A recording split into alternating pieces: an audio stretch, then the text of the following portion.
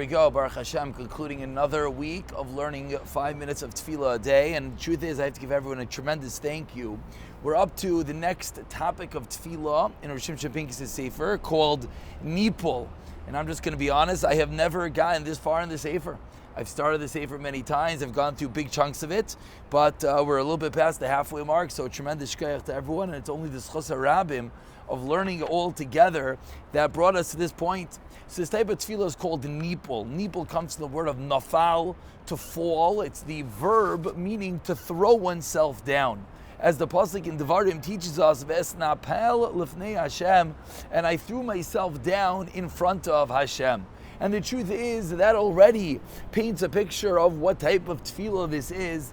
It's a type of tefillah that one throws himself down, like the beggar throwing himself at the feet of the king, like Shearim Pincus quotes, like Esther Amalka throwing herself down at the feet of Achashverosh, like one pleading for his life.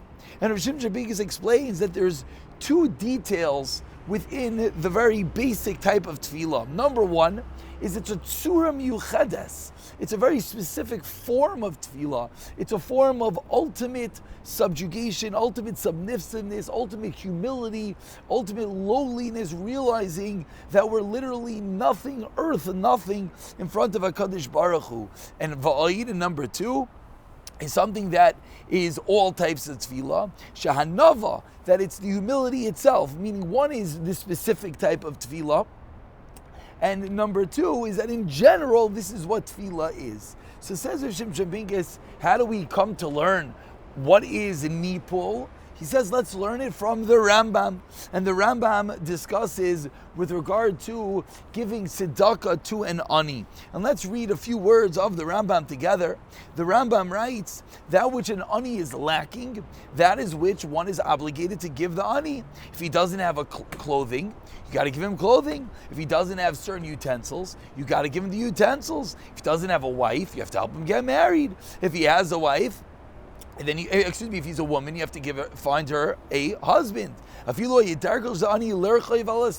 famous Gemara that even if the ani used to ride on a horse and he used to have an Eved running in front of him, that's the way you have to support him. A concept called dai machsairai. Whatever he is lacking, we have to fill his lack. So the obligation of giving tzedakah, of giving charity is what?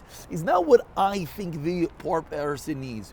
What he needs, I have to fill his void. And the Rambam continues and he says, if an ani comes begging, someone comes to your door, you might not be able to give him everything, but you have to always give him something. A matana mu'etes ve'aser, and these are the critical words. Lahachzer es ha'ani sheshoel reikam.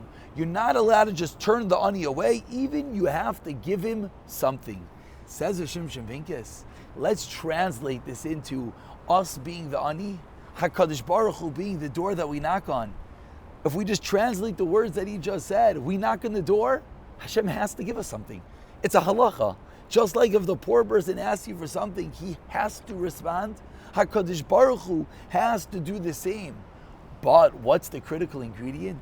The critical ingredient is, are we asking like the poor person is asking? Are we knocking on the door, begging and talking to Hashem in a manner that connotes that we really direly need this item? Or are we asking that it would be a nice thing if we have it? And he says, sometimes you daven for someone that's sick, you daven for a bad situation. Then indeed we daven in this form. But other times we say generic tefillahs. We daven sometimes for good children, and we daven for family, and we daven for parnasa. But we don't daven with this specific tzura. We don't daven with this realization that we're literally lying on the ground in front of HaKadosh Baruch Hu, Vesnapal, and we're begging and pleading Hashem for everything. And he says, if you look through Tehillim, you find David HaMelech, this is why he's constantly reiterating how he's nothing, he's an ani. Hashem, help me, ani v'kayev, ani ve'evyayin. Because he's utilizing this form of tefillah. And Mirz Hashem, the more that we tap into this form of tefillah, what will be zeicha to? We'll be zeicha to the words that he concludes as Harei HaKadosh Baruch Hu, anahu miyad. Hashem will answer right away. Just like the Rambam says, when that poor person's at the door, you can't give him nothing. You have to give him something.